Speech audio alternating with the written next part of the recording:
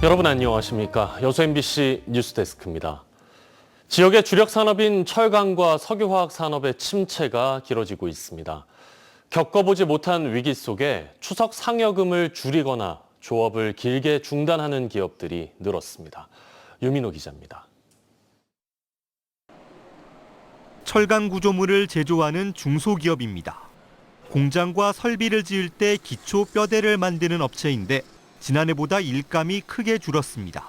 지역 주력 산업인 석유화학과 철강이 부침을 겪으면서 신규 설비 투자가 줄어섭니다. 매년 직원에게 지급하던 추석 상여금을 올해 줄일 수밖에 없었습니다. 올해는 특별 상여금 지급이 상당히 힘들 것 같다는 생각이 듭니다. 이제 저희야 일을 많이 해야 하는데 요즘은 국내 투자라든가 이 지역은 특히 많이 줄어들었기 때문에 명절에도 휴일을 일부 반납하고 직장에 나와 특근을 했던 지역 노동자들. 넉넉한 상여금과 수당은 옛말이 됐습니다. 철강도 마찬가지고 이 지역이 다 그러니까 많이 안 좋죠. 풍요롭진 않을 것 같아요. 네. 순천 상공회의소가 최근 지역 주요 기업 141곳을 대상으로 상여금 지급 현황을 조사한 결과 56%가 계획이 있다고 답했습니다. 지난해보다 약 20% 감소한 수치입니다. 추석 연휴 기간 7일에 최대 5일을 더 쉬며 조업을 중단하는 기업 비중도 10%를 웃도는 것으로 나타났습니다. 이번 정기국회에서 지역 철강 석유화학 산업의 위기 극복을 위해서 좀 정책적인 지원하고 또 2차 전지 등 신산업 육성과 관련된 입법 논의가 적극적으로 이루어졌으면 하는 그런 바람이 있습니다. 전례 없는 위기를 겪고 있는 지역 산업. 어느 때보다 긴 연휴에 풍성한 추석을 앞두고도 체감 경기는 빠르게 얼어붙고 있습니다. MBC 뉴스 유민호입니다. 광양시 의회가 국민의힘 의원의 호남 저주 망발에 대한 규탄 성명을 발표했습니다. 광양시 의회는 오늘 성명을 내고 국회 산불 재난지원 특별법안 표결 과정에서 국민의힘 김정재 의원이 호남에서는 불 안 나나라고 발언한 것에 대해 단순한 지역 비하를 넘어 재난과 고통마저 정쟁의 도구로 삼으려는 비인륜적 행태라며 국민 생명과 안전을 경시하는 망발이라고 규탄했습니다.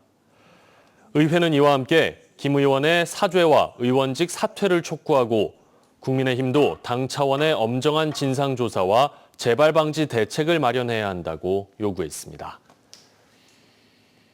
환경부가 공모하는 2026년 유엔 기후변화협약 기후주간 국내 유치를 위해 실시한 도시 공모에서 여수시가 최종 선정됐습니다.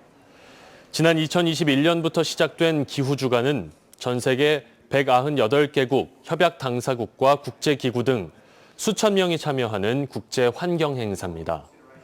환경부는 이번 달 공모를 시작해 서류와 발표 심사를 거쳐 5개 시도 중 여수를 후보지로 최종 선정했습니다.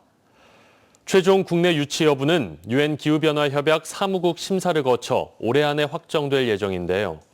전남도와 여수시는 정부와 협력해 기후주간 유치를 위해 노력하겠다고 밝혔습니다.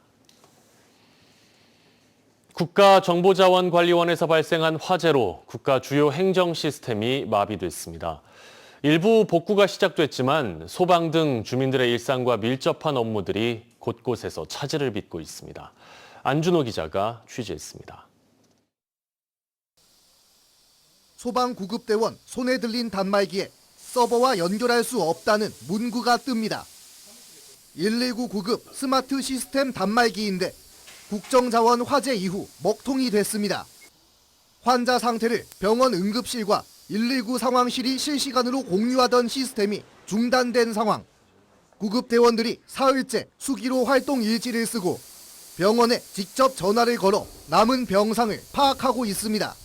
병원에 확인해야 되는 과정이 추가됐기 때문에 약 한 10% 정도? 10%에서 20% 정도 시간이 더 소요된다고 볼 수 있습니다. 약간의 장애가 발생은 했지만 추가적인 더 노력을 통해서 구급 서비스에 공백이 생기지 않도록 더 노력하도록 하겠습니다.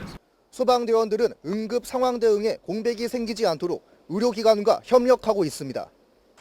이번 국정자원 화재로 중단됐던 국가 행정 시스템은 모두 600여 개. 주민등록, 등본 발급 등 일반 민원을 위한 정부 24 서비스가 복구되며 지자체 민원실의 기본 업무는 가능해졌습니다. 무인 민원 발급기도 마찬가지로 어제까지는 오류가 있어서 저희들이 일단 전원을 끈 상태였었거든요. 근데 오늘 아침에 확인을 했습니다. 근데 모든 사항이 다 정상적으로 작동하는 거 확인을 했고, 전남도는 공사 하도급 대금 지급, 화장장 예약, 아동수당 신청 등 중단된 주요 업무들의 대체 처리 방법을 누리집에 안내하고 있습니다. 하도급 같은 경우는 수기로 대체할 수 있고 전산 시스템 우회할 수 있도록 국토부랑 협의를 해서 이제 그 관련 지침을 급하게 바꿔서 할 수 그래서 바로 일단 자동은 아니지만 중대본이 이번 복구 작업에 4주가량 소요될 것으로 전망한 가운데 전라남도와 시군들은 민원 대체 절차를 민원실과 당직실 전화를 통해 24시간 안내할 예정입니다. MBC 뉴스 안준호입니다. 광양시 태인동의 한 타이어 코드 공장에서 발생한 화재에 대한 원인 조사가 진행되고 있습니다. 광양소방서에 따르면 지난 26일 오전 11시 35분 타이어 코드 500톤이 적재된 공장에서 발생한 불은 12시간 만인 밤 11시쯤 완전히 꺼졌습니다. 소방 측은 강한 불길과 다량의 가연물로 진화에 어려움을 겪었지만 중장비를 투입해 잔불을 제거했고 현재는 정확한 화재 원인과 피해 규모를 조사하고 있습니다. 도심과 바다가 한눈에 보이는 여수 구봉산은 지역의 대표 명산입니다. 그런데 최근 정상에 전망대 설치 공사가 시작되면서 등산객들 사이에 찬반 논란이 일고 있는데요. 앞서 경관을 가리는 화장실 때문에 잡음이 있었던 만큼 신중한 행정을 요구하는 목소리도 커지고 있습니다. 최황지 기자입니다. 바다와 도심을 내려다볼 수 있는 여수 구봉산입니다. 정상에는 공사 장비와 건축 자재들이 흩어져 있습니다. 지난 6월부터 전망대와 데크를 설치하는 공사가 진행 중입니다. 총 사업비 2억 5천만 원이 투입된 전망대는 오는 11월 완공될 예정입니다. 전망대 설치에 찬성하는 시민부터 해돋이 보러 올라왔었는데 사람 한 20, 30명 쓰면은 또 위험하고 바위가 많기 때문에 위험하고 장소가 좁아요. 그래서 공사를 해가지고 이렇게 우리가 사방팔방으로 보면은 참 좋은 아이템이 되겠다. 산림에 설치되는 시설인 만큼 더욱 신중해야 한다는 목소리도 적지 않습니다. 바로 밑에 또 전망대가 있고 저희들 산 좋아하시는 분들은 바로 이렇게 산 자체에서 등산해서 그 경치를 조망하는 것을 원하지. 전망대 설치와 함께 구봉산 등산로 입구에 설치된 화장실도 등산객들의 민원을 사고 있습니다. 화장실이 구봉산 대표 쉼터인 정자 앞에 자리하고 있다는 겁니다. 이곳에 있던 화장실은 돌산대교를 가린다는 등산객들의 항의에 반대편으로 옮겨졌습니다. 화장실 설치에만 1억 원, 다시 옮기는데 1,500만 원이 추가로 들면서 예산 낭비란 비판이 나옵니다. 바람이 시원하게 와야 되는데 바람이 안 보이니까 이제 경치가 이 앞에 검선대교도 안 보이고 그러니까 많이 아쉬웠죠. 민원도 많이 들어가고 그런데. 여수시는 사업 초기 간과한 부분이 있었다며 주민들의 민원을 반영해 화장실 이전을 마쳤다고 밝혔습니다. 하지만 정상부 전망대 역시 경관 훼손 논란이 일고 있는 만큼 주민들이 제대로 납득하고 공감할 수 있는 대안 마련이 필요해 보입니다. MBC 뉴스 최양수입니다. 광양 구봉산 관광단지 조성 사업이 다음 달 본격적으로 시작됩니다. 전남도는 광양시 구봉산 일원 207만 제곱미터 부지에 3,700억여 원의 민간 자본이 투입돼 27홀 규모의 골프장과 220실 규모의 숙박시설 등을 갖춘 체류형 관광단지 조성 사업의 추진을 위해 신규 관광단지 지정을 승인했습니다. 도는 이번 관광단지 지정 승인에 따라 다음 달 본격적으로 조성 공사가 시작될 것이라고 밝혔습니다.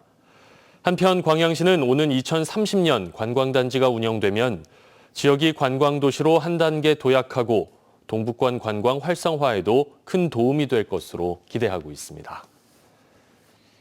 고흥군이 추석을 맞아 다음 달 녹동항 바다정원에서 드론쇼와 해상 불꽃쇼를 개최합니다. 이번 행사는 연휴인 다음 달 4일, 6일, 7일 각각 다른 주제로 열립니다.